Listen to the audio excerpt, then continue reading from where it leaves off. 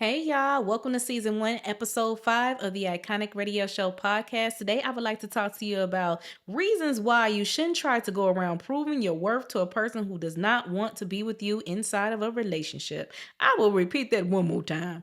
Reasons why you shouldn't try to prove your worth to a person who does not want a relationship with you. You guys, you shouldn't try to go around doing that. If the person already told you that they don't want you, let it be. Okay? Stop trying to prove to them why you're so great. We know you're great. You know you're great, but if they don't see it, oh well, they're lost. Okay? And sometimes it's not always a loss to them. Sometimes they do find someone better who's for them, not necessarily saying that that person is better than you as a human being, but that person aligns with them. That person is more compatible with them. And that is okay because guess what, baby? Do you really want to win someone over at the end of the day who you had to jiggle yourself in front of in order for them to see you?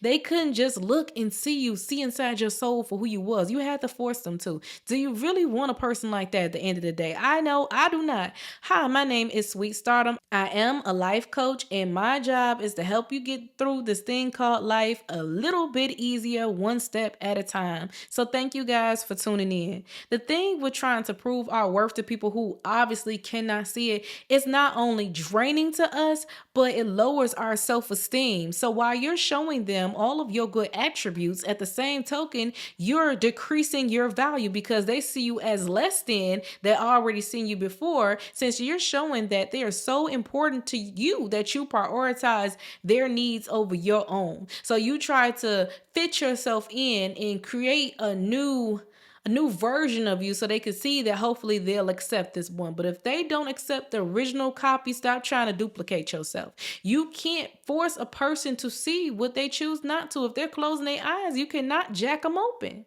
You just can't. They choose not to go down that path of life with you. And that is okay. We have to have enough confidence on ourselves to say, okay, this person does not want to be with me. The majority of us get rejected at some point in our life. I have been rejected before as well. You just got to move on. And that does not mean that there's something wrong with you. It just means that that person cannot see your rights. And that is okay. Take that as a blessing. Take the rejection as a blessing and be like, okay, God, I see what you're doing for me. If that person cannot see for me, I don't want to be with that person. Take that as a dodge and a bullet. You would prefer a person to tell you now, and I don't care what now that is. I will prefer it to be in the beginning, but some people like to waste your time. Some people like to play games, and some people ultimately don't see that they don't see you until more time has passed. We don't have time enough to unpack that, okay? But take it as I'm glad that this is at least happening now so I can move forward with my life. And moving forward doesn't always end up being with another person. Moving forward essentially starts from working on yourself, right?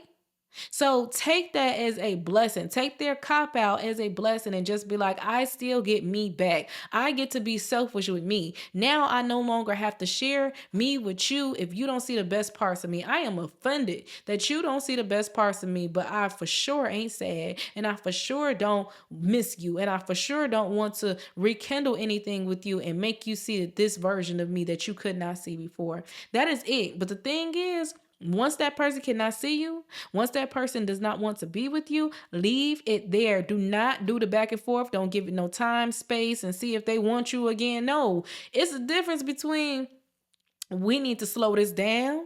And I'm not saying I got to leave you, but we need to slow this down versus I don't want you.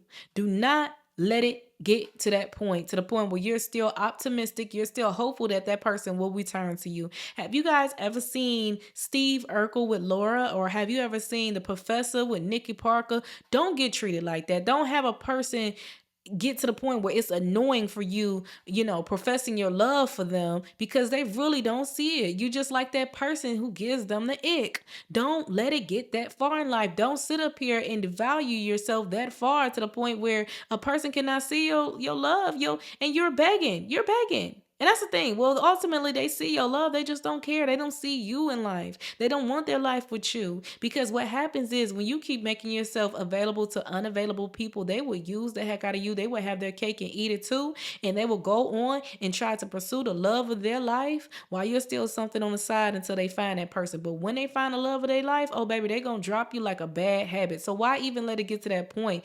Get your self-worth and continue your own journey, because that's going to hurt. It's going to hurt. How many times have we seen the professor in relationship after relationship and Nikki trying to run the girls away? Nikki's hurt because she's available. She's taking care of him when he's sick, this, that, and the third, and he still chooses someone else over her. It hurts, y'all. I have been there, done it. I'm not telling you nothing that I have not experienced for myself. Yes, I am a life coach, but at the same token, I am a human being and I have lived. I'm telling you firsthand, I understand the feeling, and I also understand the other side. I understand the brighter side of things. So that's why I'm trying to bring you about that jam, about that funk, and tell you that it's a better life out there, baby, for you to heal. It's about healthy healing. You can't sit up here and continuously making yourself available for the wrong person who is absent in your life. Because you know what's going to happen? You're going to sit up here and it's going to prevent you from meeting someone new and moving on and working on yourself, because as long as you're waiting for that person to come to you, you're not going to work on yourself. The first step on working on yourself is to cut that person off and let them lay where they stay, right? Let them stay where they lay. But if you sit up here and leave that door open, you're not going to meet anyone new, because guess what? If you're really moving with a narcissist, and be careful with a narcissist who don't want you, because as soon as you get into a new relationship, baby, they're going to use that against you, and they're not going to give you the little piece of them that they've been given to you. And they're going to make it seem like it's a bad thing or you folded being in a relationship. But they have no problem telling you that they're pursuing someone. And when they get serious with someone, they have no problem cutting you off, right? But it hurts you. But if you cut them off, they wouldn't care. So why would you want to have someone in your life who don't care if you weren't anymore? They don't care. They just don't want to be around you. They want the benefits and they're willing to accept, all of you, but they're not willing to give you any of them in return. Just a good time sometimes in conversation, but that also goes with tearing you down every time they tell you they don't want to be with you. Right? That doesn't feel good. It's really time to wake up. And I hope that somebody's out there really listening to my words. Like, I no longer want to be Nikki Parker.